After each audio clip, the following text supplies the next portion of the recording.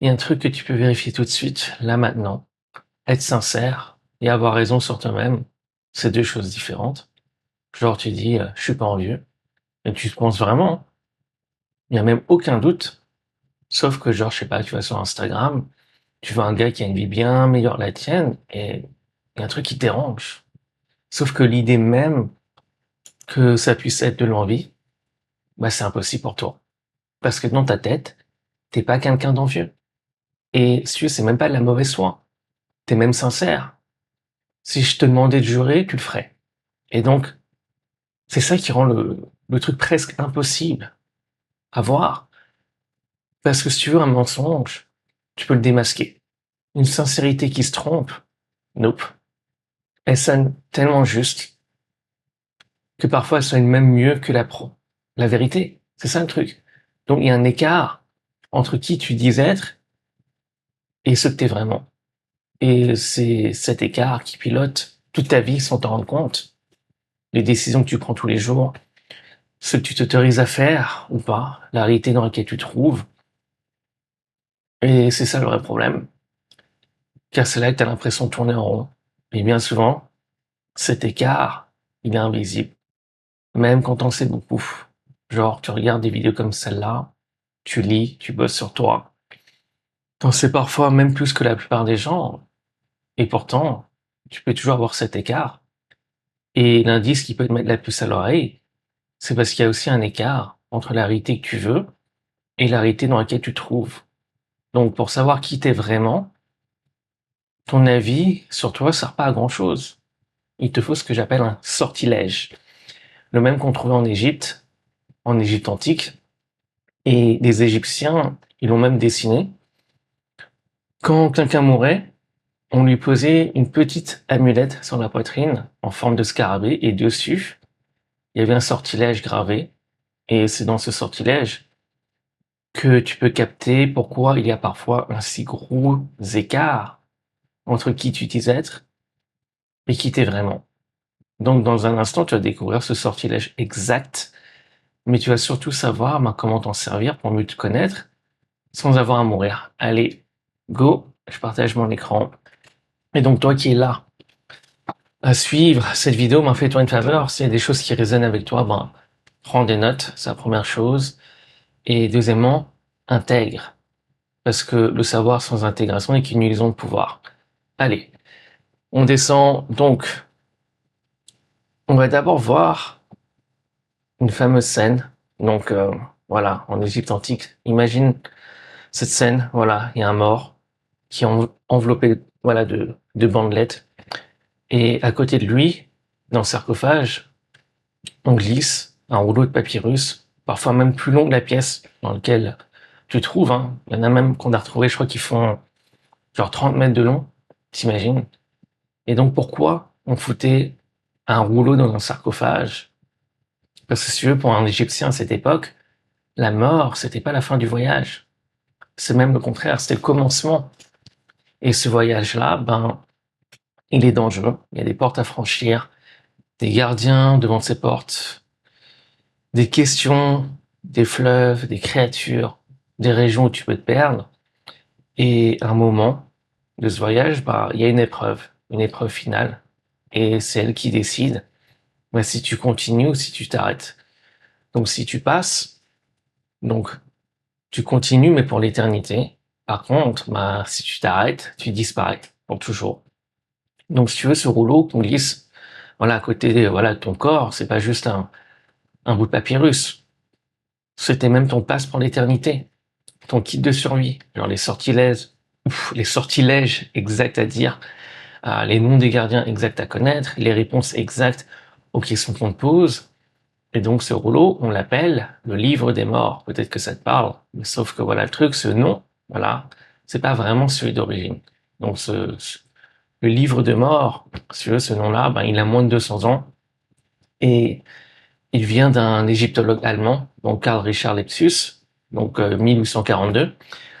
Et si tu veux, c'est lui qui a collé cette étiquette dessus. Et donc une étiquette, ça fait quoi? Ça colle. Genre, je sais pas, un surnom que tes potes t'ont collé quand t'étais, je sais pas, gosse, ado, et aujourd'hui t'appelles peut-être même toujours comme ça. Et parfois, ben, tu sais même pas vraiment d'où ça vient, tu vois, même pas toi. Et donc, les Égyptiens, ben, ils utilisaient ce, ils avaient un autre nom pour parler de ces rouleaux. Pour eux, c'était pas le livre des morts, c'était Peret Emrou. Donc Peret Emrou, ça veut dire littéralement sortir au jour.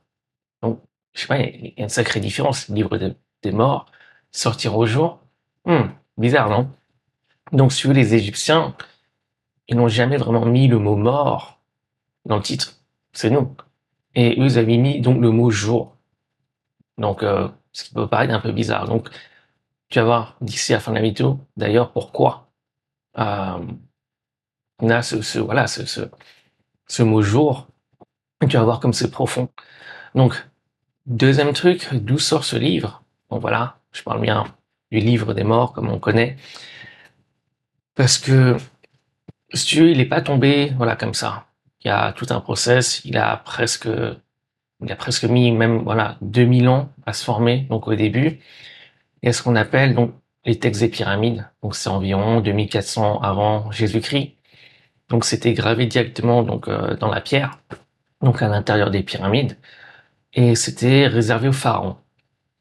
Puis ensuite, on a les textes des sarcophages, donc ça c'est environ 2100 avant Jésus-Christ, et ça devient plus accessible, donc les élites y accèdent, et c'est écrit à l'intérieur des cercueils, donc sur les parois, et maintenant vers les 1500 avant Jésus-Christ, ben, ces textes ils passent sur papyrus, et ça ben, ça change tout, parce que si tu veux, la pierre ben, c'est contraignant, faut graver, etc., mais le papyrus ben, ça se transporte, c'est léger, voilà, tu peux écrire ça voilà, beaucoup plus rapidement.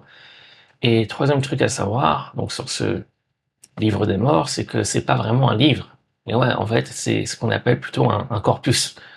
Et c'est important que je te parle de ça parce que, en fait, c'est une collection de, je crois, d'environ 190, voire 200, voilà, textes. Et ces textes, on les appelle des sortilèges.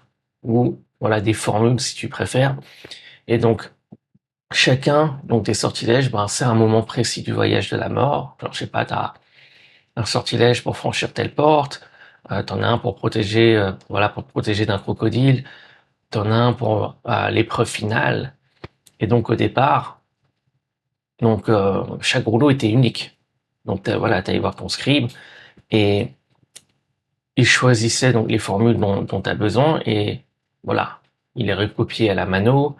Puis tu avais un illustrateur qui ajoute des dessins qui vont avec, voilà, les scènes du voyage, en couleur, dessinées une par une.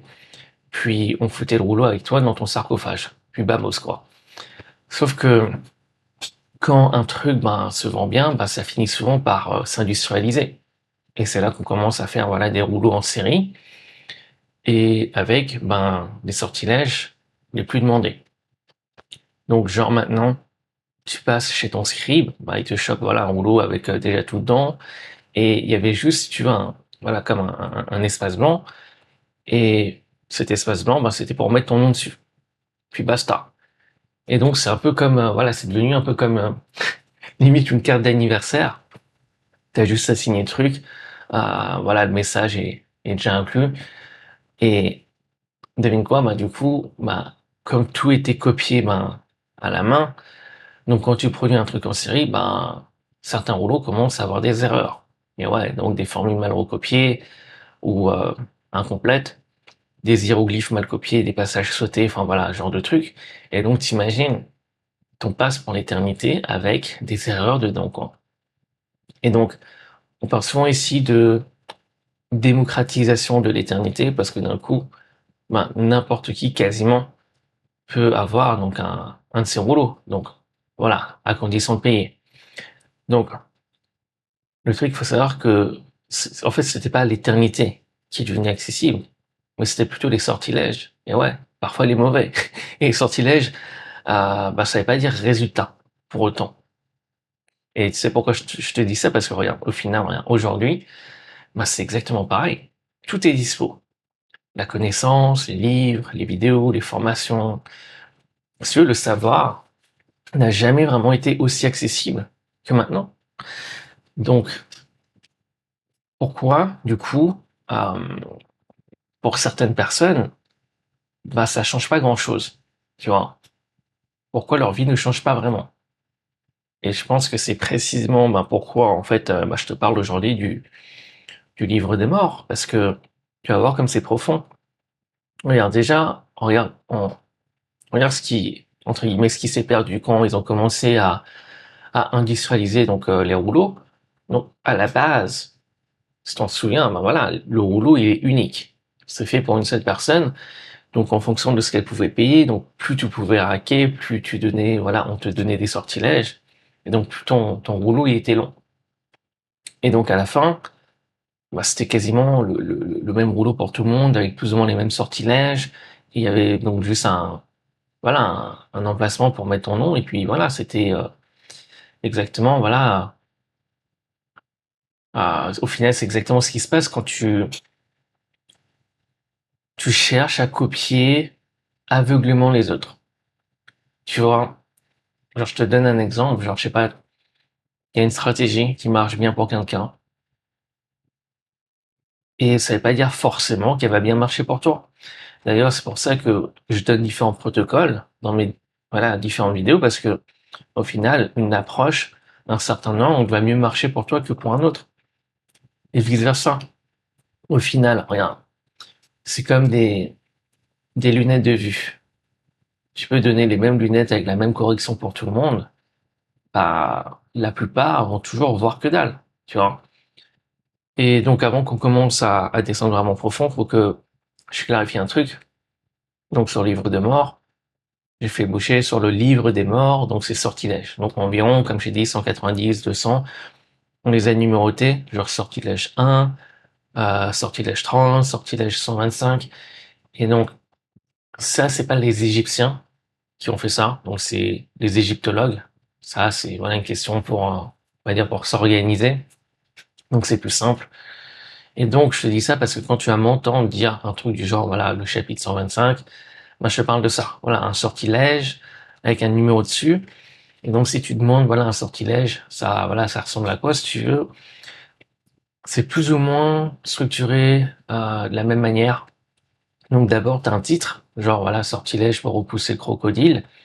Ensuite, tu as bah, les paroles que le mort doit prononcer. Et sur certains chapitres, bah, tu as une structure qui est différente. Tu as aussi une explication. Donc en gros, voilà, qu'est-ce que ça signifie. On te dit, voilà, qu'est-ce que la phrase signifie. La phrase que tu dois répéter, quoi. Donc, on te dit, voilà, sur la réponse, quoi. Parfois, tu as même une deuxième interprétation qui est différente de la première, donc du premier sens qu'on te donne, et tu as des commentaires qui vont avec.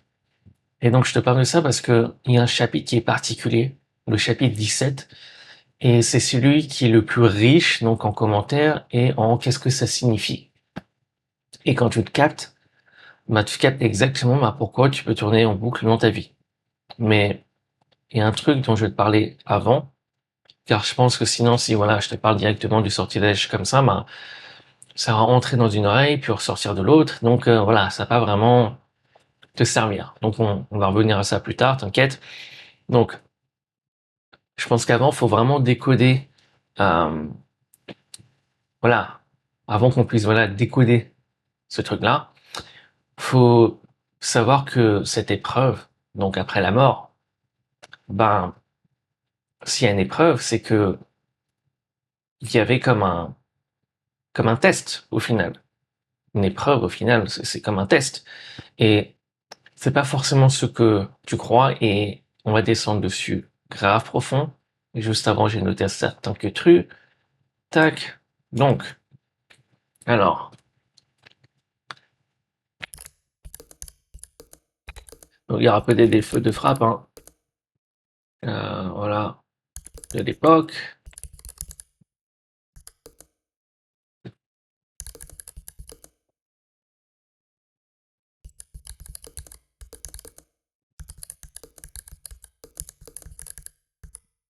Commencement. Donc voilà, un voyage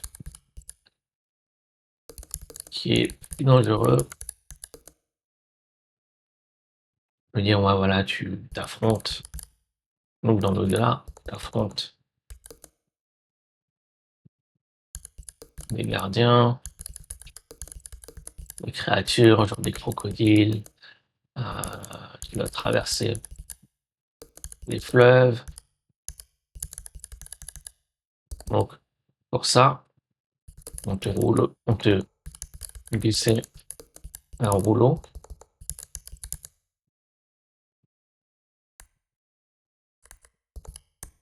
dans ton sarcophage. Sarcophage, comme ça, avec une anti-sèche, avec tous les sortilèges, pour passer les épreuves, et surtout l'année dernière, donc on va revenir sur ça. Donc voilà le nom de base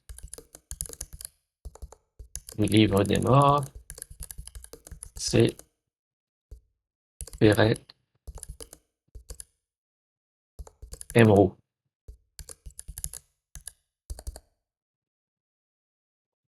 Donc voilà, je pense qu'on est bon pour ça. Donc ouais,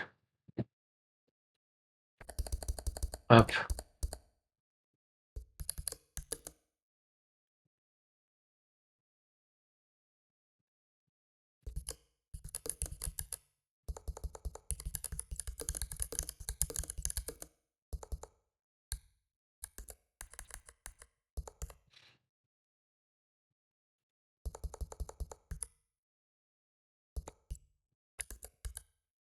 Ok, ton procès dans l'au-delà, et non processus.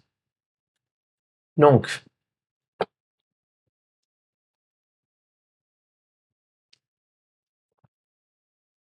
si t'as vu la vidéo sur l'attention, t'as capté ce qui s'est passé pendant cette gorgée. Donc, ton procès dans l'au-delà. Donc, tu te souviens de voilà, l'épreuve finale dont je te parlais, là, juste avant. Bah, celle qui décide si tu continues pour l'éternité ou si tu disparais. Bah, il y a une scène qui est typique en Égypte antique qui parle de ça. Peut-être que ça te parle. Donc, imagine, tu rentres dans une salle qui est immense, une salle de jugement. Au fond, il y a Osiris qui est assis sur son trône, donc le dieu des morts. C'est lui qui préside. Le long de la salle, tu as des dizaines de figures qui sont assises face à toi. À côté, tu as Anubis qui se tient devant une balance. Bon, Anubis, c'est le dieu à la tête de chacal. Et sur cette balance, on va poser ton cœur. Mais ouais, on va poser ton cœur sur un plateau. Et sur l'autre plateau, on va poser une plume, la plume de Math. Et on va revenir sur Math parce que c'est l'un des mots les plus importants de toute cette histoire, même de cette vidéo. Et donc, Anubis, c'est lui qui surveille la pesée du cœur. Et cette balance, elle va décider de la suite et on va revenir sur ce qu'elle mesure vraiment. Parce que tu vas voir, c'est beaucoup plus profond que juste, voilà, ton cœur est léger, ça veut dire que t'es gentil, ton cœur est lourd, ça veut dire que t'es méchant. Puis on a Thoth, donc Thoth c'est, voilà, tu vois le truc, à corps d'homme avec une tête d'ibis.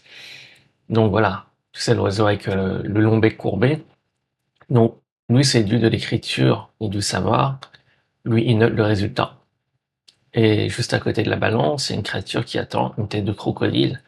Voilà, un corps en partie lion, en partie hippopotame, donc Hamit. Et si ton jugement tourne mal, c'est là que, que tu regrettes d'être entré dans la salle. Et t'inquiète, on va revenir. Et cette scène, donc voilà, c'est probablement l'image la plus célèbre du jugement égyptien. Et elle vient d'où?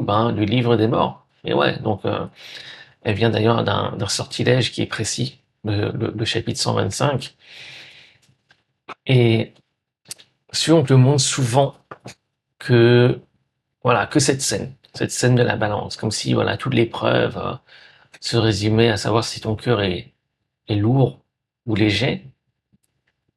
Sauf que dans ce chapitre, dans le chapitre 125, avant même qu'on paie son cœur, tu dois passer devant des juges.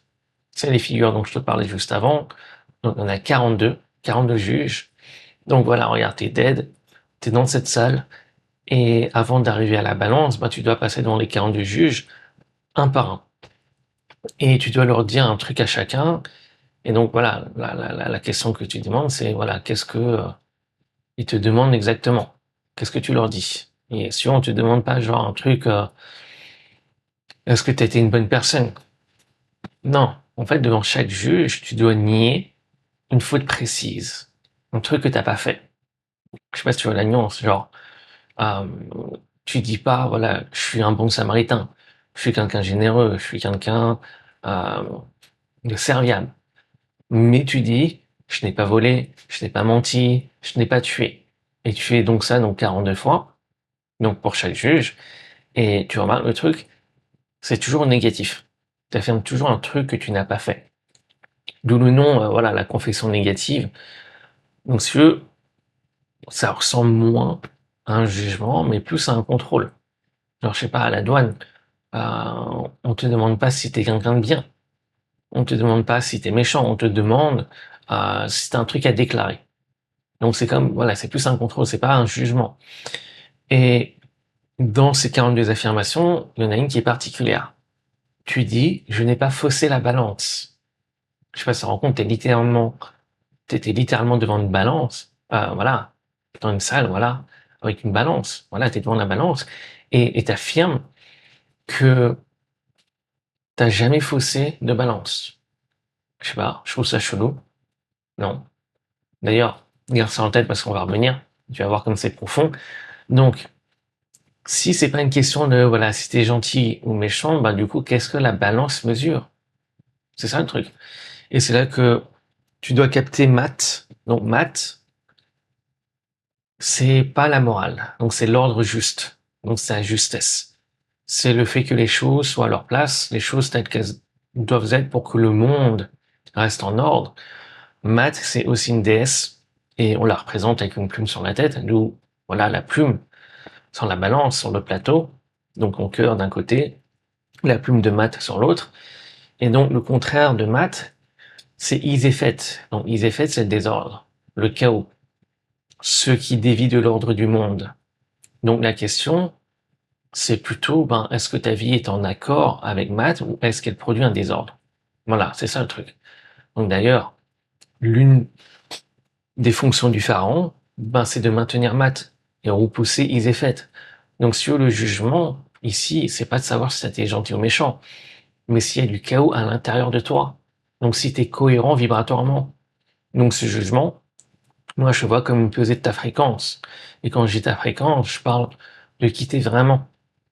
Pas, voilà, peu importe de qui tu crois être. C'est quel est le signal que tu émets à l'univers. Pas celui que tu penses émettre, mais celui que tu vibres. Bref, donc on revient voilà, au 42 juges, parce que là, tu as peut-être le blême. Tu peux dire toutes les bonnes phrases, genre voilà, j'ai pas volé, j'ai pas menti, j'ai pas tué, j'ai pas fait ça. Donc la vraie question, c'est comment tribunal, c'est que tu dis vrai. Et tu vas voir que ça te concerne directement. Et on va descendre dans ça dans un instant juste avant. Je vais noter certains que tu. Donc, alors, chapitre 125. Donc voilà, on appelle ça la salle des deux maths. D'accord. Donc on va mettre ça. Osiris préside sur son trône. On allait à Anubis dans la balance. Tot, une note. Amit qui attend à côté. Donc Amit, hein, c'est la créature avec la tête de croco, avec le corps qui est moitié voilà lion, hippopotame. On a donc aussi les 42 juges. Voilà.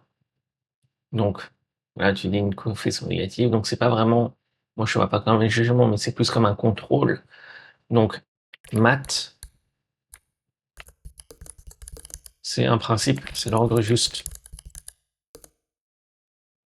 Euh, les choses à leur place dans le monde. Donc c'est également voilà la déesse.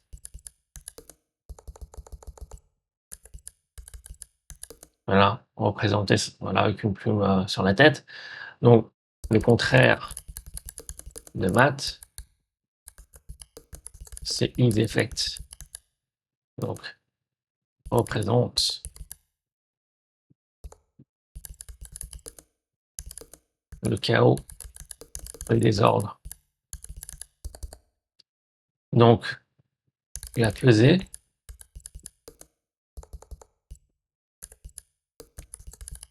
c'est une lecture de ta fréquence. Donc ta fréquence signale que tu émets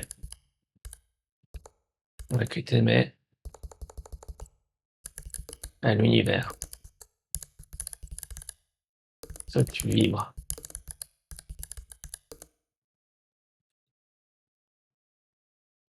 Donc, tac, tac, tac.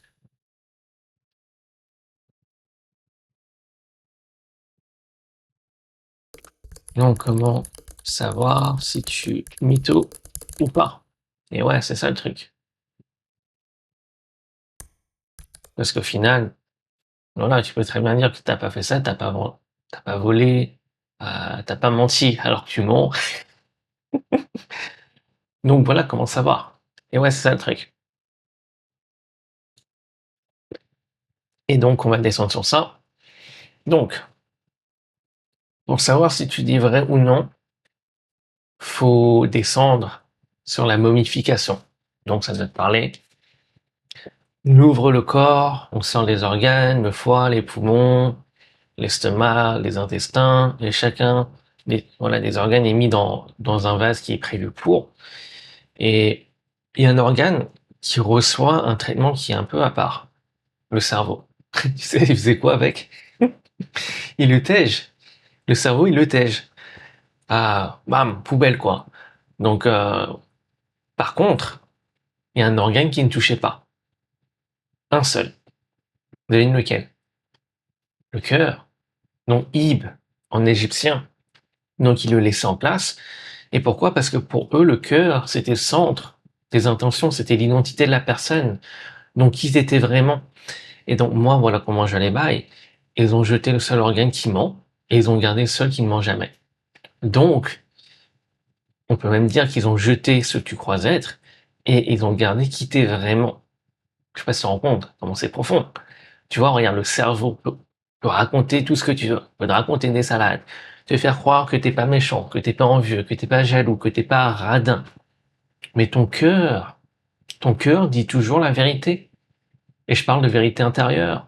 Genre, je sais pas, tu peux savoir mentalement, consciemment, que t'es une personne qui s'en cogne de ce que pensent les autres, de leur opinion, mais ton cœur sait que c'est pas le cas. La preuve, tu n'oses peut-être pas sortir habillé voilà, d'une certaine manière, tu n'oses pas sortir peut-être sans maquillage, tu n'oses pas publier une vidéo de toi sur YouTube où on voit ton visage. Et donc, c'est pour ça que ton cœur, il est resté pour les Égyptiens, car c'est lui qui peut vraiment comparaître, car lui ne ment pas. Donc, c'est un truc de fou quand tu penses. Mais regarde, au final, regarde, t'es malade, dinguerie. Ils ont jeté ton cerveau, mais ils ont glissé un rouleau en secret dans ton sarcophage. Donc toi, regarde, t'arrives dans l'au-delà, dans la salle des deux maths, donc sans ton cerveau, tac, tac, tac, t'avances devant les juges, voilà, ton cerveau il est plus là. Ton cerveau qui raconte des salades.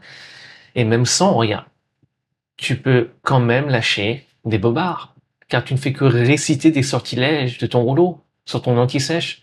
Et c'est exactement pour ça que le test final, c'est à peser du cœur, car il ne porte pas sur ce que tu es, sur ce que tu viens de dire, sur les mythos que tu as peut-être lâchés. Il porte sur ta vérité, ton cœur. Et ce jugement, voilà, c'est pas dans le sens moral. Au final, moi, je vois comme le même jugement que fait l'univers en permanence. Un test de cohérence vibratoire. L'univers, au final, ne fait que te matcher en fonction de ce que tu vibres à l'intérieur, ce que vibre ton cœur. Et donc, il te match avec une réalité qui correspond à ce que tu vibres. Donc ta fréquence, elle est matchée avec une réalité qui correspond à cette fréquence. Genre, voilà, regarde, tu peux répéter genre 100 fois par jour que tu es riche, en mode perroquet, affirmation. Mais ton cœur dit peut-être autre chose. Peut-être que pour ton cœur, être riche, c'est égal à problème, donc il veut pas être riche. Donc il y a une incohérence entre ce que tu dis et ce que tu vibres. Et donc l'univers, si tu veux, ne pèse pas tes mots, mais ta fréquence. Donc il met te met donc voilà dans une réalité qui match avec, qui correspond. Donc alors pourquoi voilà dans le livre des morts, donc dans ces rouleaux, c'était rempli de sortilèges. Parce que peut-être que tu peux te dire qu'au final, ouais, l'univers ne pèse pas les mots. Euh, Parce que si tu veux, les mots, quand même, les mots orientent. Ils orientent vers une direction. Et c'est pour ça que dans la salle du jugement, c'est pas la seule épreuve d'ailleurs. Avant d'y arriver, donc voilà, il y a des portes à franchir. Et donc, si tu regardes voilà les chapitres 144 et 146, ils en parlent. Donc voilà, tu as 7 portes, tu as 21 portails, et bon, voilà, chaque porte a son gardien. Et donc pour passer, tu fais quoi? Tu dois le nommer. Tu dois balancer son blaze. Exact. Et même ça va très loin. On regarde à la fin du chapitre 125, la salle elle-même, elle se met à parler. Donc le battant demande son nom. Donc le battant, c'est la partie qui bouge quand tu pousses une porte. Le panneau, lui également, il veut son nom. Les montants aussi. Donc les montants, voilà, c'est 2 barres verticales de chaque côté. Le verrou, pareil, il veut son nom. Il veut que tu balances son nom. Et donc même le sol refuse d'être foulé par quelqu'un qui ne sait pas comment il s'appelle. Donc, tu peux le lire, voilà, comme un délire du scribe, mais voilà pourquoi je te parle de ça. Regarde, souvent, quand je bosse avec mes clients, donc dans le cadre, voilà, de coaching, il y a un truc qu'ils disent, mais quasiment tous, quand je leur pose une question, c'est, je sais pas, je sais pas, je sais pas. Et ils sont sincères, hein, ils sont sincères. Genre, voilà, qu'est-ce que tu ressens quand tu penses à ça? Je sais pas. Pourquoi c'est important pour toi? Je sais pas. Qu'est-ce que cette chose peut dire sur toi? Je sais pas. Comment t'aimerais te sentir dans cette situation? Je sais pas.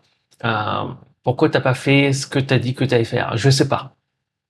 Mais voilà le truc. En fait, ils savent déjà. C'est juste qu'ils font taire leur cœur. Ici, voilà, tu peux voir le cœur comme le subconscient. Donc le subconscient, c'est déjà toutes ces réponses. Le subconscient, c'est déjà toutes ces réponses. Le subconscient sait. Et parfois, une personne a tellement pris l'habitude de faire taire son cœur, qu'elle ne l'entend même plus. Et ouais. Mais le fait voilà, de ne pas rendre l'inconscient conscient, ça peut être problématique. Car ce que tu n'arrives pas à nommer, te bloque la porte. Comme le gardien devant la porte te recale. C'est là que les gens se retrouvent à tourner en rond dans leur vie et ils n'osent toujours pas écouter ce que leur cœur a vraiment à leur dire. Donc si tu as l'impression que ta vie se résume à voilà, je fais un pas en avant, mais je recule de 3 et je comprends pas pourquoi, peut-être qu'il y a certaines choses que tu refoules sans le savoir. Donc, je sais pas, demande-toi dans ce cas-là, alors, pourquoi tu as de la résistance à faire certaines choses ou à ne pas faire certaines choses, à ne plus faire certaines choses? Pourquoi, tu ne fais pas ce que tu dis vouloir faire? Qu'est-ce que tu veux vraiment? Demande-toi ça. Et si tu ne sais pas, si tu te retrouves à te dire, ah je sais pas, c'est probablement que tu n'oses pas entendre la vérité. Tu refoules.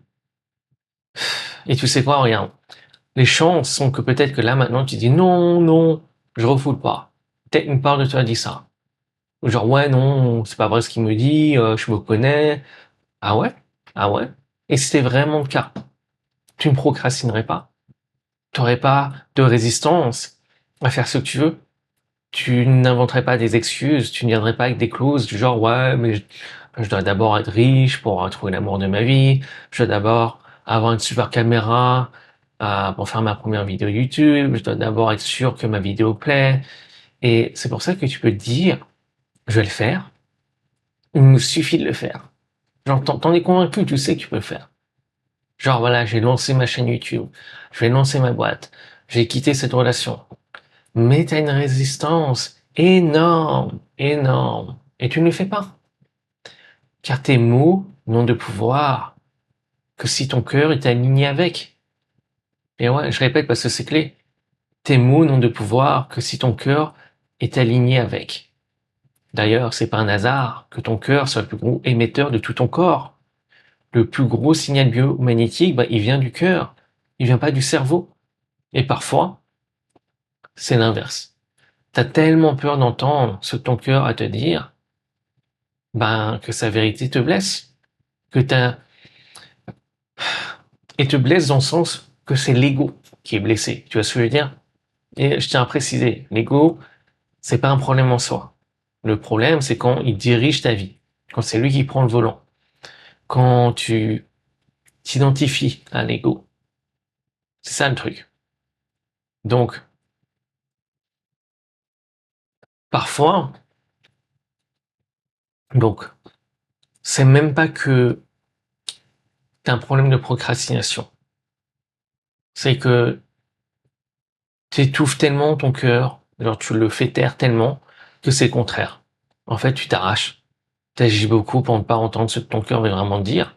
Et c'est souvent inconscient, genre, je sais pas, tu bosses 18 heures par jour, tu prospectes toute la journée, tu passes des heures, euh, sur des sites de rencontres pour trouver de l'amour, ou parfois, tu mets la raison au-dessus du cœur. Et je sais que ça peut paraître paradoxal, car c'est exactement ce qu'on t'a appris à faire, probablement, depuis que t'es tout petit, où on te dit, ah, mais toi, tu mets le cœur au-dessus de la raison, ce genre de choses.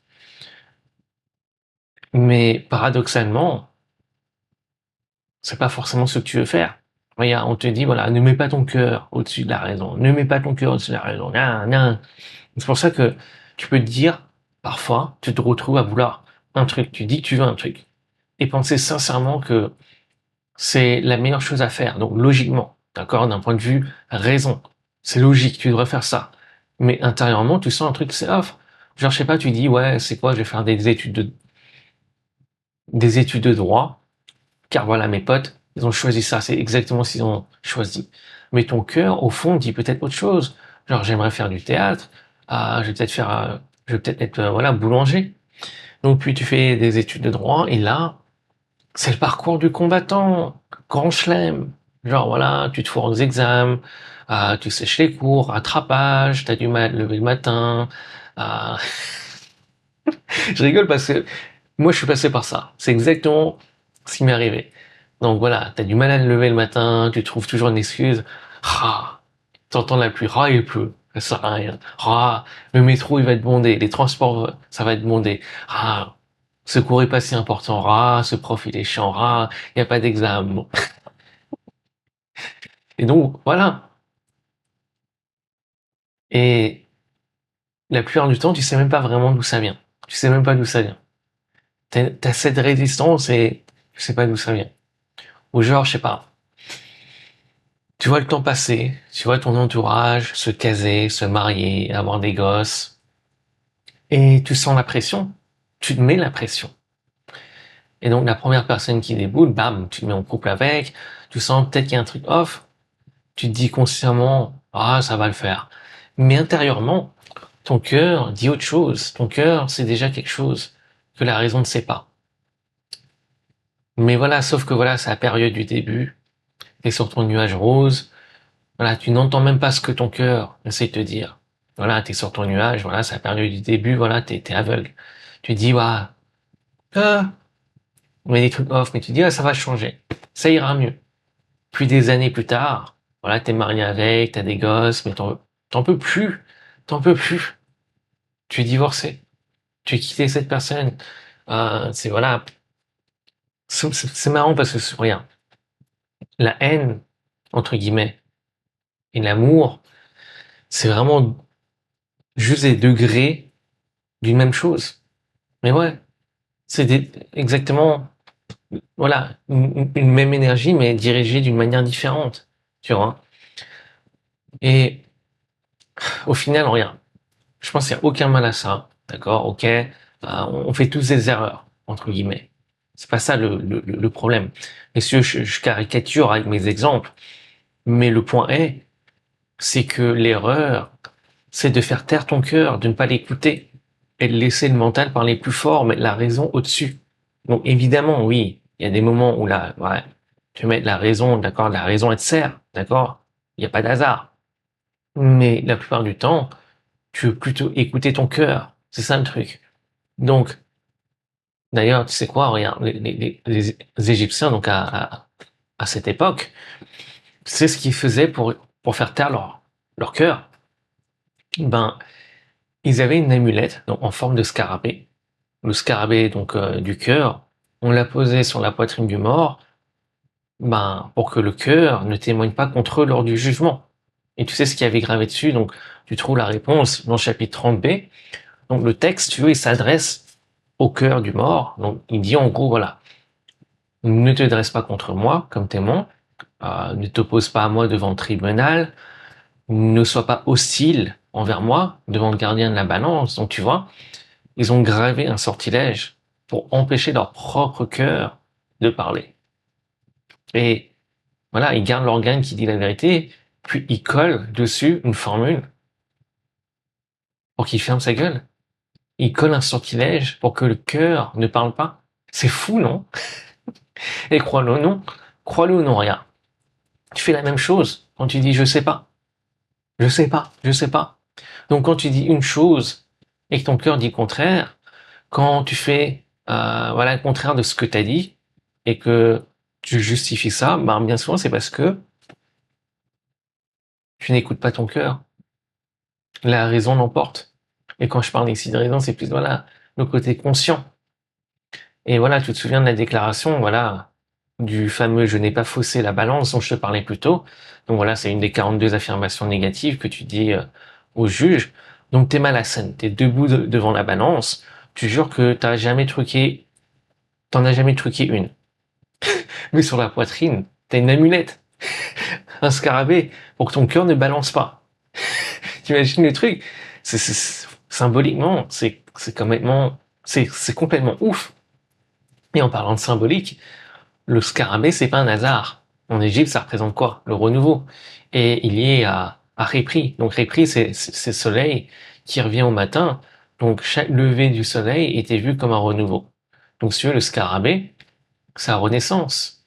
Et moi, voilà, impossible de pas voir un truc là-dedans. Le symbole de la renaissance est posé exactement à l'endroit de ce qui est pesé. Donc, ce qui doit être pesé est aussi ce qui doit renaître. C'est le même endroit. Donc, le même truc que tu passes ton temps à faire taire, ben, c'est exactement l'endroit où ça peut recommencer. Ouais, donc si ton cœur peut parler contre toi, maintenant, ben, la vraie question c'est, ben, qu'est-ce que la balance fait de ce qu'elle entend? Et tu vas voir comme c'est profond. Parce que là, pouf. Donc d'ailleurs, voilà, si toi, tu sais ce que tu as à faire et que tu ne le fais pas, tu as peut-être de la résistance, si tu as l'impression de te mentir quelque part sans vraiment arriver à mettre le doigt dessus, ben, on peut bosser ensemble en privé. Donc on regarde ta situation à toi, on va chercher exactement où est l'endroit, voilà, l'écart, voilà, où se trouve cet écart dans ta balance. Donc si ça t'intéresse, ben, check le lien en description. Et je n'étais certain que tu. Donc, voilà, momification. On sort les organes. On met la plupart dans les vases, sauf le cerveau. On le tège et le cœur reste. Donc, le cœur, c'est l'organe lié à qui t'es. Normalement, on a ton identité. Et donc, ils ont gardé l'organe ne monte pas et jeter celui qui ment. Donc, c'est pour ça que le test final, c'est la pesée du cœur. Et ouais, pas du cerveau. Ah. Donc, voilà, on parlait, voilà, ce que tu n'arrives pas à nommer le bloc. Donc, le fameux, voilà, je ne sais pas. Ça, c'est un classique hein, en coaching, je ne sais pas, je ne sais pas. Et mes clients, ils sont sincères. J'ai aucun doute. Ils savent pas. Et bien souvent, ça m'indique énormément de choses. Voilà, sur la personne. Enfin bref. Voilà, quel mot on va pouvoir laisser ton cœur est aligné avec. Donc voilà, c'est pour ça que répéter 1000 fois une affirmation positive, mais les mots n'ont de pouvoir que si son cœur est aligné avec. Et ouais, parce que le plus gros, au final, même voilà, le plus gros signal biomagnétique du corps vient du cœur, pas du cerveau. Donc, on a parlé du chapitre 30B, le scarabée, euh, placé sur la poitrine, scarabée. Donc,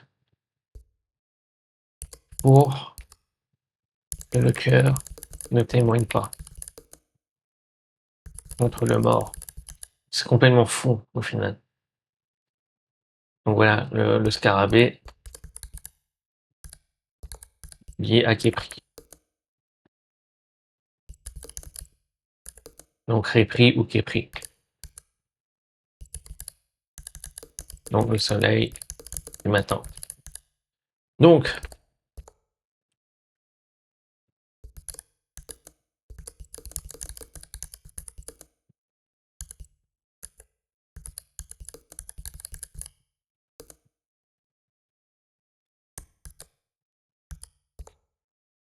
ok, cool.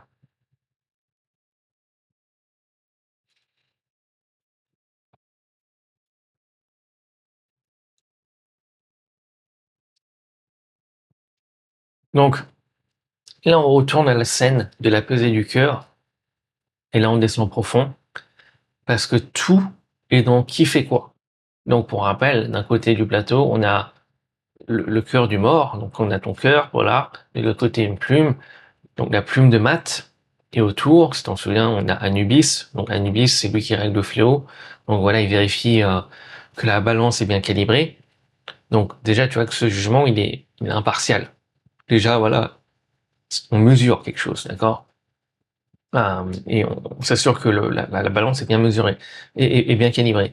Ensuite, on a donc Thoth, donc voilà le dieu à la tête d'Ibis. Donc lui il fait quoi? Il note, il enregistre le résultat. Et on a Osiris, donc le dieu des morts, bah, c'est lui qui préside. Et tu te souviens de ce que je te disais? Voilà, du fameux truc, c'est on, on tèche ton cerveau, quoi. Genre, boum, on le tège. Enfin, regarde, à la pesée du cœur, donc symboliquement, là, tu ne peux plus raconter de bobards. Tu ne peux plus te justifier. Tu ne peux pas dire, ouais, mais euh, c'était particulier à ce moment-là. Non, il y a juste son cœur. Donc, il y a ton cœur contre une plume, la plume de Math, et regarde comme c'est profond. Donc, c'est pas un jugement moral, un truc. Voilà, c'est pas genre un truc qui se passe dans un tribunal d'or, symboliquement. C'est exactement un tribunal qui se trouve en toi. Et ouais, la même pesée du cœur se passe en toi tous les jours. Crois-le ou non. Regarde, genre, tu veux lancer une chaîne YouTube, t'en as vraiment envie, tu tournes même peut-être une vidéo, c'est dans la boîte, tu regardes la vidéo, tu te juges, tu dis, ah, on va se foutre de ma gueule. Ah, les gens vont dire que j'aurais pu me fier. Ah, Ils vont me dire que je parle bizarrement, j'ai peur qu'une personne que je connais voit cette vidéo, enfin bref, et tu la publies pas. Et parfois, tu n'arrives même pas à mettre des mots sur cette résistance. Donc, résultat, tu publies pas. Tu publies même pas, tu vois. Donc, regarde le truc. À ce stade, comment tu peux savoir? À ce stade, la vidéo n'est même pas publiée. Personne, à part toi, l'a vue. Personne n'a encore rien commenté. Personne n'a encore, voilà, confirmé quoi que ce soit. À ce stade, le monde extérieur est même pas entré en jeu. Il n'y a que toi et ton imagination, ton propre jugement. Tu as rendu le verdict, tu es dans la salle des 2 maths, ton cœur est sur la balance, et il est lourd, plus lourd que la plume de maths, car c'est le chaos à l'intérieur. Rappelle-toi, ils est fait. Le chaos, ils est fait est dans ton cœur. C'est pour ça qu'il est lourd. Et ouais, tu n'es pas en cohérence vibratoire. Donc la balance, bah, évidemment, elle penche du côté de ton cœur. Par contre, ton cœur, il est léger lorsque tu n'es pas en conflit avec toi-même. Aussi léger qu'une plume. C'est ça la symbolique. C'est une pesée vibratoire, fréquentielle. Il s'agit, voilà, de savoir, est-ce que la fréquence de tes mots est alignée avec celle que ton cœur émet? C'est ça le truc. D'ailleurs, c'est pour ça que il s'agit pas que ton cœur soit plus léger que la plume de maths, mais que les deux soient à l'équilibre. Et ouais, entre l'ordre cosmique et ton propre ordre à l'intérieur. Regarde, au final, quand je te dis que l'univers te match avec l'univers qui correspond, ben, on voit les deux plateaux comme ça. Regarde, t'as une fréquence, et boum, tac, ça te match. D'accord? C'est ça le truc. Donc, et la plume de maths, ben, au final, ça représente la cohérence. Ça peut même représenter ce que tu veux. D'accord? Le désir que tu veux, d'une certaine manière. Enfin bref. Et donc, qu'est-ce qui t'arrive si le cœur, voilà, est trop lourd? Donc, Amit le graille. Donc, la créature qui a la tronche de, voilà, de croco, le corps moitié lion, moitié hippopotame, ben, schlack, dans le bide. Et contrairement à ce qu'on pourrait croire, à ce moment-là, ben, tu ne vas pas en enfer. C'est pas une punition, c'est une deuxième mort, une disparition. Et cette disparition, on peut le voir, ben symboliquement comme, voilà, euh, comme la disparition de ton désir. Voilà. Tu vois, regarde. Quand ton cœur, parfois, il est trop lourd, et donc, voilà, quand tu es en conflit, et donc, Amit, schlag, il le graille, ben c'est là que ton désir peut partir. Regarde. Je te donne un exemple. J'ai un pote, voilà, il dit qu'il veut avoir sa boîte. Voilà, je veux être entrepreneur. J'ai du mal avec la hiérarchie. C'est toujours comme ça. Et donc, ça fait des années qu'il le dit. Des années. Et donc, un jour, voilà, c'est il y a quelques années, hein, il se fait virer. Donc, c'est pas si longtemps que ça. Un peu plus d'1 an, peut-être. Voilà, il s'est fait virer. Et donc, la grosse prise de conscience, direct. Genre, il m'appelle, genre, en mode, en urgence. Tac, il m'appelle. Euh, il me dit un truc du genre, ouais, en fait, ouais, un taf, c'est pas safe, c'est pas safe. Faut que je monte, voilà, je monte mon truc, je monte mon truc. Ah, ouais, non, c'est pas safe. Oh là là, non, non, non. Ouais, ça y est, ça y est. Ah. Donc, il s'y met, vraiment. Et puis, les mois passent, ça vient pas assez vite. Pas ses clients, il doute, il flippe, il se décourage. Et devine quoi? Après 6 ou 8 mois, bah, il reprend un job. D'ailleurs, tu sais ce qu'il m'a dit quand il a trouvé son job? Ah, j'espère que c'est le dernier job que j'aurai jamais à chercher. J'espère que c'est le dernier taf. Tu captes le truc? Il a même pas capté, lui, ce qui s'est passé, mais regarde, à ce moment-là, c'était la disparition de son désir. Ami l'a dévoré. Il capitule. À l'intérieur, c'était peut-être trop chaotique. Et donc, à la pesée du cœur, le cœur était trop lourd. Et donc, Amit l'a dévoré. Voilà le truc. Et le plus fou, si tu lui demandes s'il veut toujours être entrepreneur, il te dira oui. Et il sera sincère. Il le pense vraiment. Mais encore une fois, être sincère, ça veut pas dire que c'est vrai pour autant. Mais d'ailleurs, il te suffit, je sais pas, de regarder son comportement pour voir euh, ce qui vraiment, au final, dans son cœur. Tu vois, parce que regarde, pour toi, c'est la même chose. Il te suffit de regarder ton comportement pour voir ce que ton cœur dit vraiment. Tu vois, ton comportement te montre en direct la fréquence que t'émets. En direct. Même pas avec un délai.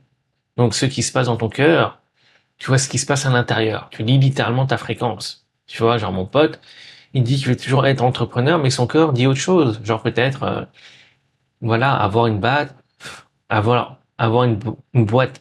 Peut-être que c'est pas safe. Avoir une boîte, c'est peut-être égal à galérer. Avoir une boîte, c'est égal à passer d'argent. Avoir une boîte est égal à un client dur à trouver. Donc l'incohérence, c'est un coût. Donc, il te suffit de regarder ce que tu fais pour faire ta propre pesée du cœur. Ce que tu fais, ce que tu ne fais pas, ce que tu remets constamment plus tard, les excuses qui vont avec et qui te font, voilà, qui font littéralement taire ton cœur. Ça demande exactement ce qui se passe dans ton inconscient. T'as pas besoin de te faire hypnotiser. T'as pas besoin de méditer. T'as même pas besoin de te poser de questions. C'est marrant parce que souvent, il y a des gens qui me disent, ah, j'ai besoin d'être hypnotisé pour savoir ce qui se passe dans mon inconscient. Et certes, il y a des choses, l'hypnose peut certes t'apporter des choses. Et je pense qu'il y a vraiment des bénéfices. Mais la majorité du temps, il te suffit de regarder ton comportement pour savoir ce qui se passe dans ton inconscient. Basta, regarde tes décisions, regarde les actions que tu fais. Et là, tu lis ton inconscient. Et tu te souviens, voilà, où je t'avais parlé du chapitre 17 du livre des morts, voilà, qui est même l'un des plus importants, je pense, du livre. Donc, c'est lui qui explique pourquoi tu tournes en boucle. Regarde ce qu'il dit. Je suis hier, je connais demain. Puis il s'arrête et il pose la question, ben, qu'est-ce que ça signifie? Et il répond, hier, c'est Osiris et demain, c'est Ra. Donc, Osiris, c'est qui? Ben, c'est Dieu, voilà, tué, démembré, puis recomposé. Donc, ce qui est mort, le Dieu des morts. Et Ra, c'est le soleil, la lumière qui renaît, ce qui revient au matin.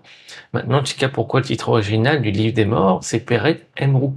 Peret Emrou, littéralement sortir au jour. Donc, le but, c'est traverser la nuit et ressortir avec le soleil. Donc, le livre des morts, c'est le livre de la sortie. Ta sortie. Et il était peut-être, du coup, voilà, il n'était pas destiné vraiment aux morts. Mais la question qu'il pose est plutôt destinée aux vivants, donc à toi. Et ouais, c'est ça le truc. Donc voilà comment moi je vois les bails. Le passé, il appartient à ce qui est mort. Donc, demain appartient à ce qui renaît. C'est ça le truc. Genre voilà, tu veux plus d'argent, tu veux une relation, tu veux monter ta boîte, mais t'as passé quasi toute ta vie à, je sais pas, à te voir comme la personne qui manque. Ben, t'essayes dans ce cas-là de faire rentrer Osiris dans le lendemain de Ra. Et ouais. Ou genre, tu sors d'une relation où t'as appris à te méfier de tout. Tu rencontres là maintenant quelqu'un de bien. Mais tu continues encore à chercher la trahison partout. La relation est peut-être nouvelle, mais celui qui la vit est encore hier. Tu captes le truc? Tu vois? Tu veux peut-être une nouvelle vie, mais sans laisser mourir ceux qui appartenaient à l'ancienne. Et ouais, c'est ça le truc au final, regarde. Osiris, ok, je sais pas ce qu'il me fait. Euh, bon, on est good. Donc Osiris doit rester hier, parce que tu refuses de laisser mourir l'ancien toi. Et ouais, c'est ça le truc.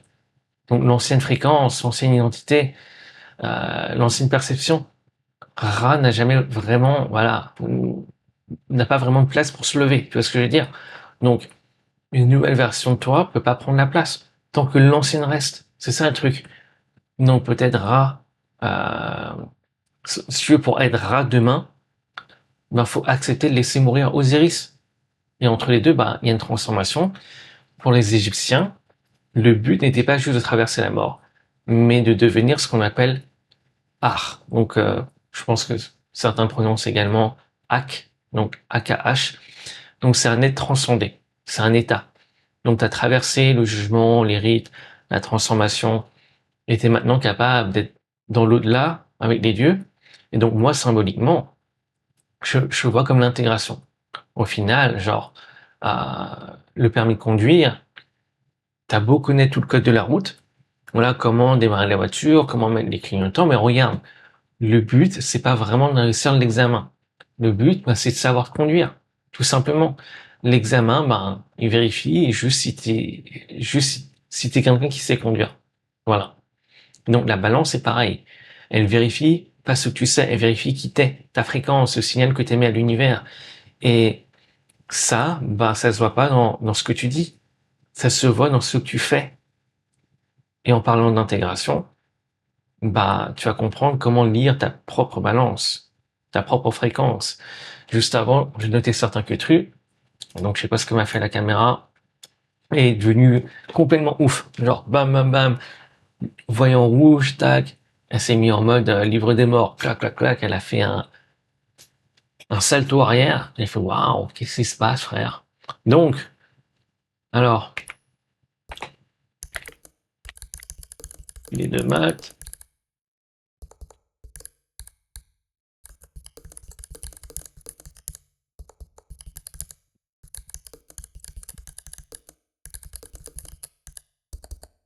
Donc, cœur lourd. Dalle. Conflit interne. Chaos. Les effets dans ton cœur. Les effets, il est lourd, hein, comme tu peux le voir. Cœur à l'équilibre.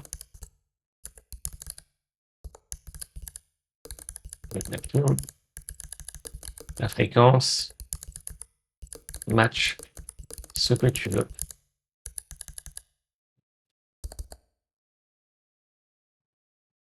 Donc,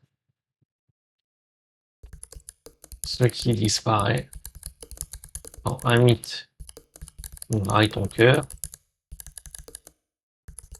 Mais souvent, le désir, car ton désir disparaît. Et ton désir disparaît parfois. Donc, il suffit de regarder ce que tu fais, ce que tu ne fais pas, ce que tu le remets à plus tard.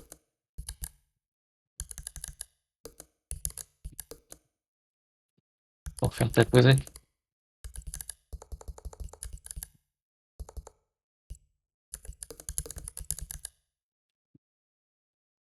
Donc voilà, pas besoin d'hypnose, ni même de méditer.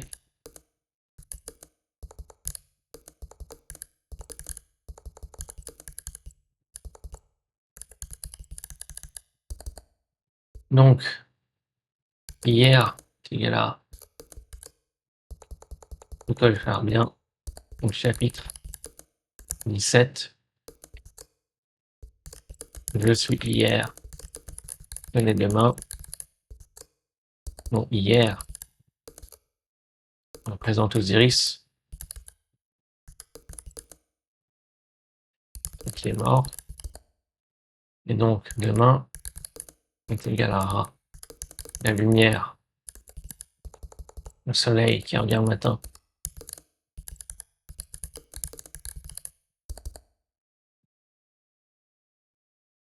Donc le passé appartient à ce qui est mort. Demain appartient à ce qui renaît. Donc,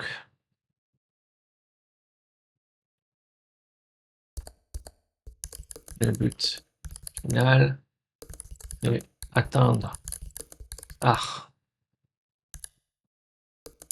un être transcendé. Donc un état.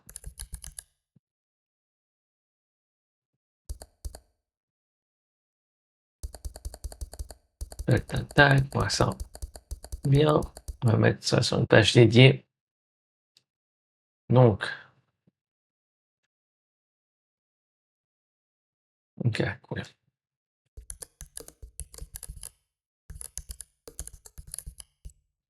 Protocol d'integration, pesée du cœur.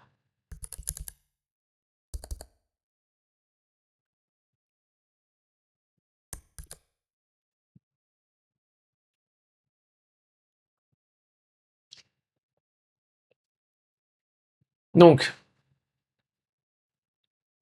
pour ce protocole d'intégration, on va le faire donc en 5 gestes.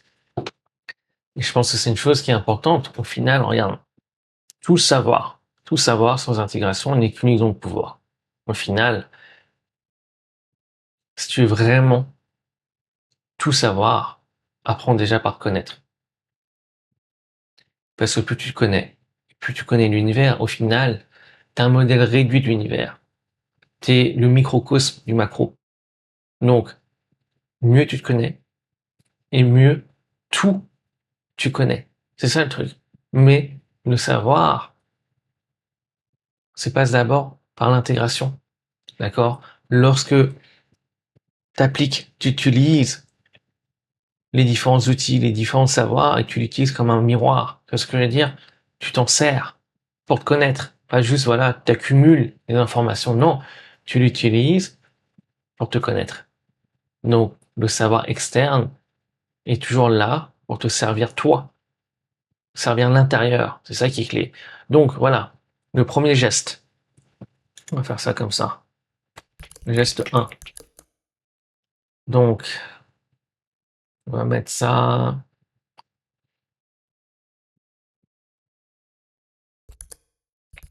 Le décalage. Décalage.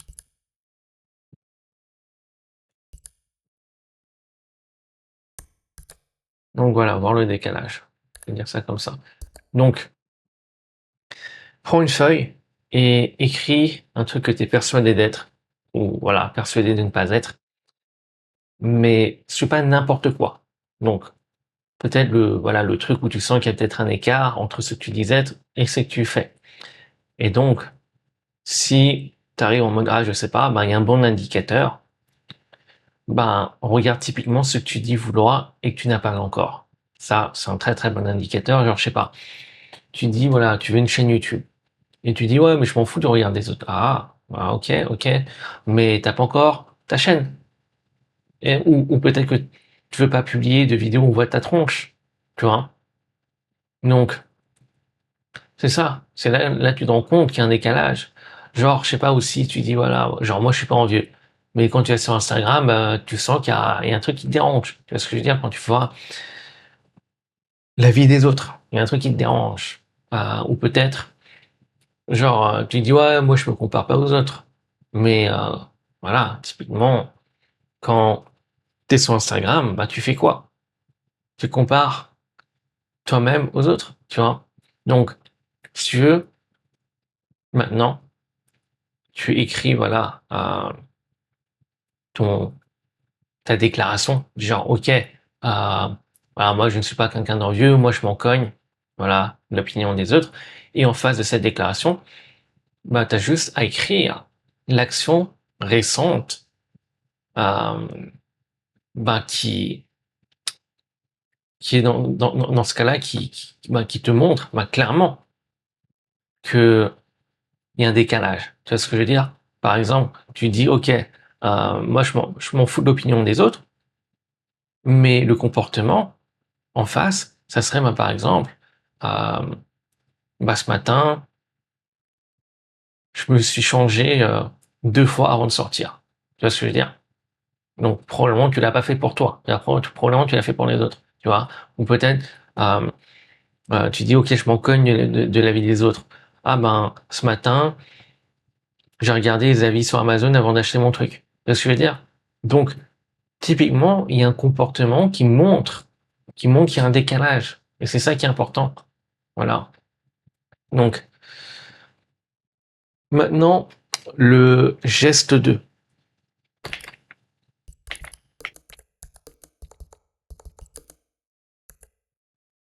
Donc, ouais, le relevé. Déjà, je vais mettre ça en gras. Petit filet d'huile d'olive.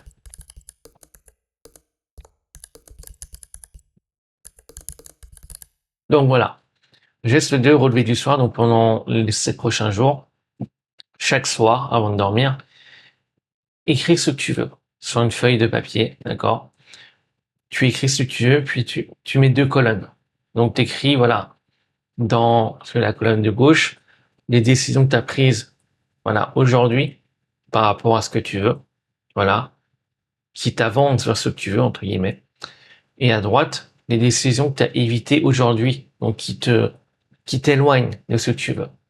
Alors, typiquement, regarde, mettons, tu veux une chaîne YouTube, d'accord? Donc, une décision qui t'en rapproche, moi, serait, dans la colonne de gauche, ben voilà, j'ai créé ma chaîne YouTube. Et une décision qui t'en éloigne, ben peut-être c'est, ben, j'ai une résistance, voilà, j'ai pas enregistré de vidéo, voilà. J'ai enregistré peut-être même une vidéo, mais je l'ai pas publié, parce que voilà, je me suis jugé, ce genre de choses. Donc voilà, tu notes, c'est tout. Tu commandes pas, tu ne juges pas, tu notes exactement comme notes. Puis, au bout de 7 jours, bah, regarde quel côté la balance penche. Est-ce que tu as plus de choses du côté, ben, des choses que tu as évité de faire, voilà, ou tu as plus de choses du côté de la balance, ben, qui t'avance vers ce que tu veux. Tu vois ce que je veux dire? Ben, tu fais comme Anubis, tu regardes où la balance penche. Et donc, demande-toi, voilà, même pas t'as besoin de te demander, tu vois clairement, voilà, où est-ce qu'elle est, la balance, et cherche pas genre à tricher en mode, pour les trucs qui t'avancent vers ce que tu veux, t'écris en gros, genre 5 fois plus gros que les trucs que t'as évité de faire. Non, c'est pas ça le but. Mais ça te permet de voir clairement qu'il y a un décalage. Tu vois ce que je veux dire? Donc, maintenant, geste 3. Le gardien. Donc, quand tu sens qu'il y a un truc qui bloque, voilà, tu sens qu'il y a une résistance, parce que voilà, ce que tu as mis dans la colonne de droite, les choses que t'as évitées, bah, probablement, bah, il y a une résistance, tu vois ce que je veux dire? Il y a, voilà, comme parfois, tu ressens il y a comme un truc dans une sensation déplaisante, un flou, peut-être même certaines pensées, entre guillemets, qui sont pas vraiment plaisantes. Et donc, quand tu ressens cette résistance, ben, essaie d'écrire son nom, comme tu le peux. Voilà, une phrase, voilà, pas un truc du genre j'ai un blocage, ou je suis pas prêt, non, un truc, voilà, plus précis, mais non plus ne cherche pas de midi à 14 heures. Donc voilà, sur ta feuille, t'écris, voilà, déjà, regarde, pense à ce que tu veux, ressens la sensation la sensation déplaisante qui va avec, euh, et peut-être même quand tu entends certains trucs, tu entends peut-être même, voilà, des pensées, et donc note ces trucs-là. C'est ça qui est important, note ces trucs-là. Genre, voilà, j'ai peur qu'on se foute de ma gueule. Si je lance ma chaîne YouTube, j'ai peur que on dise que je ne sais pas de quoi je parle. J'ai peur de me planter. J'ai peur que personne voit mes vidéos. J'ai peur que des gens que je connaisse voient ma vidéo. Tu vois? Et attention, nommer, ça ne règle rien, entre guillemets, mais, enfin, c'est pas ça qui va régler le truc, mais ça te permet de mettre la lumière sur les choses que tu ne voyais pas. Et une fois que tu mets la lumière sur quelque chose que tu ne voyais pas, maintenant tu peux faire quelque chose. C'est ça un truc. Ouais. Donc, maintenant, le geste 4. Donc, c'est le geste d'Osiris. Donc, là, le geste d'Osiris,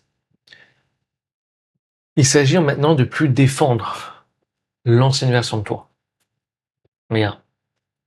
Parce que si tu résistes, c'est qu'il y a une partie de toi qui est là et qui veut, entre guillemets, qui s'accroche encore avec l'ancienne version de toi. Donc voilà, maintenant, une fois que tu as repéré l'écart, que tu vois où la balance penche, que tu as nommé le truc qui te bloque, imagine que ça arrive vraiment. Imagine, genre, je sais pas, tous pas poster une vidéo sur YouTube car t'as peur qu'on te dise que la vidéo est nulle. Voilà, on te dit que enfin, j'arrive même plus à parler là. Voilà, t'as peur qu'on te dise que la vidéo est nulle, qu'on te critique en commentaire. Imagine que tu as des commentaires qui te critiquent, qui te disent que ta vidéo est nulle. Fais ça dans ton imagination. Parce que d'ailleurs, à ce moment-là, regarde, tu n'as même pas encore publié la vidéo. C'est ton propre jugement. Tu vois ce que je veux dire? Le monde extérieur à ce moment-là n'a même pas encore intervenu. Après, le fait que d'autres gens le disent, ok, dans leurs commentaires après, ça c'est autre chose. c'est autre chose. Et au final, c'est plus une question de comment toi tu te perçois. Mais regarde, à ce stade-là, t'as même pas encore publié de vidéo. Donc, tout se passe dans ton imagination. Et donc, ce qui est important, c'est ta relation, d'accord, avec ce que toi tu imagines déjà. Donc, si toi, ta relation avec ce que tu imagines déjà, ben, te bloque, ne t'aide pas avec ton désir, ben, tu vois que c'est problématique. Donc maintenant, il s'agit, voilà, d'imaginer que, ok, des gens, voilà, voilà, te critiquent, d'accord? Ils laissent des commentaires sur ta vidéo, ils disent, ah, c'est nul, etc., etc. Maintenant, ressens pleinement. Ne refoule pas, ressens pleinement. Localise même la sensation dans ton corps, puis relâche, relaxe comme tu peux, puis recommence. Imagine, voilà, t'imagines encore la scène, tu ressens, puis tu relâches. Tu fais ça plusieurs fois, plusieurs passages. T'as pas besoin de faire, voilà, tout ça d'un coup. Tu peux le faire en plusieurs sessions. Tu ressens, tu relâches. Voilà, donc t'imagines, tu ressens, tu relâches. Tu recommences. Tu fais ça plusieurs passages jusqu'à ce que tu ressentes qu'il y a moins de tension, que tu es plus relax. Tu vois ce que je veux dire? Que tu es plus neutre. Déjà, d'un point de vue somatique, d'un point de vue donc corporel. Donc, et c'est là que ton cœur comment devient léger. Tu vois ce que je veux dire? Il voit que c'est safe. Maintenant, geste 5.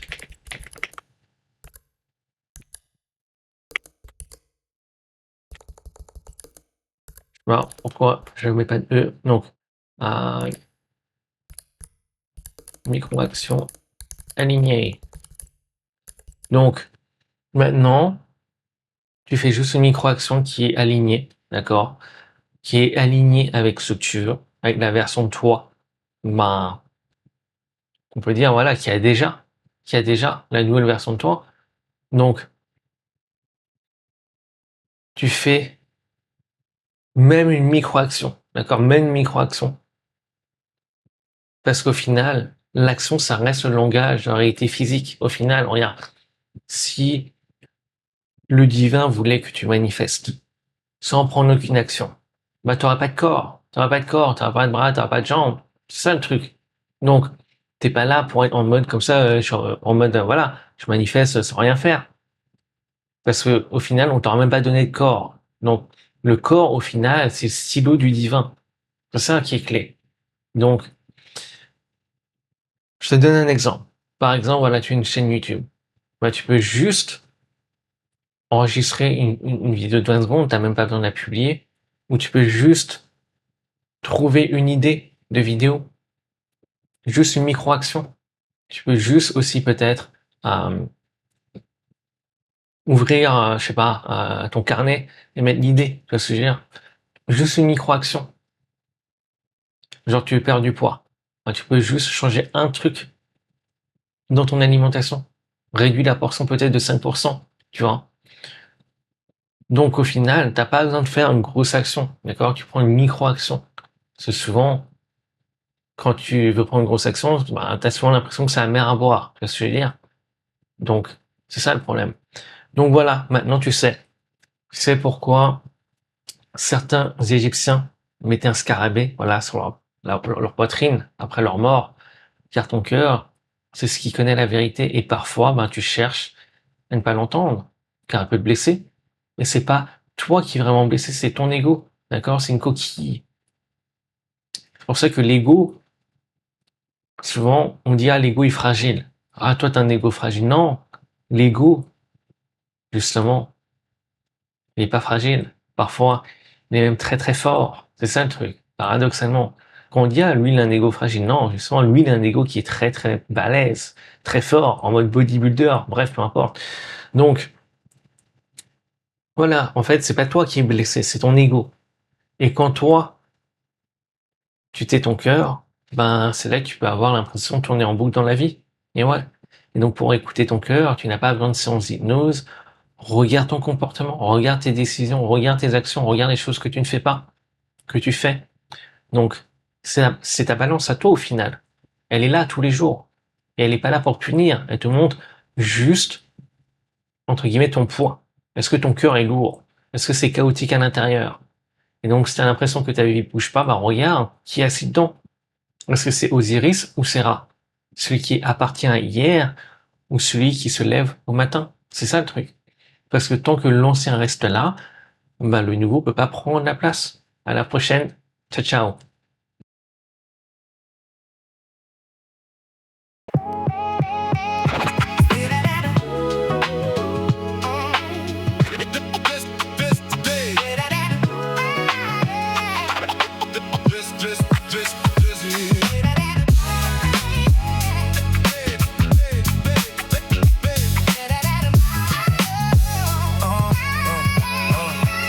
Tu dis que tu sais qui tu es, comme si tout était clair. Mais à ce que ta bouche promet, est-ce que ton cœur garde en secret? Tu dis que t'as plus peur du noir, mais tu repousses le départ. Tu dis que t'écoutes plus les voix, mais elles reviennent quand vient le soir. Ton mental sait s'expliquer, il trouve toujours les bons détours. Mais quand tout tombe dans le silence, ton cœur connaît ton vrai discours. Tu peux dire, tu peux jurer, tu peux sourire sans voir l'écart. Mais sur la balance, quand tout devient silence, y'a plus d'histoire, y'a juste ton cœur. Je suis hier, je connais demain. Mais si je garde l'ancien en moi, le soleil revient pour rien. Je suis hier, je connais demain. Pour sortir enfin au jour, faut laisser mourir l'ancien. Le mental parlait trop haut, mais le cœur restait au centre. Y'avait des mots sur le plateau et ta vérité dans l'ombre. T'as mis ton cœur sous silence pour pas entendre ce qu'il savait. Mais même caché sous l'absence, il continuait de peser. Osiris dort dans la nuit, Ra revient avec le matin. Mais si tu portes encore hier, demain reprend le même chemin. Tu peux vouloir, tu peux prier, tu peux écrire 100 fois ton nom. Mais si ton cœur vibre encore, la peur c'est pas le jour, c'est l'ancien son. Tu sais hier, je connais demain. Mais si je garde l'ancien en moi, le soleil revient pour rien. Tu sais hier, je connais demain. Pour sortir enfin au jour, faut laisser mourir l'ancien. Même cœur, autre poids, même lueur, autre moi. Même cœur, autre poids, même lueur, autre moi. J'étais hier, je connais demain. Mais je laisse l'ancien derrière moi pour que le jour revienne enfin. J'étais hier, je connais demain. J'ai traversé toute la nuit et je laisserai prendre le matin. C'était pas mourir, c'était revenir. Traverser la nuit pour sortir au jour.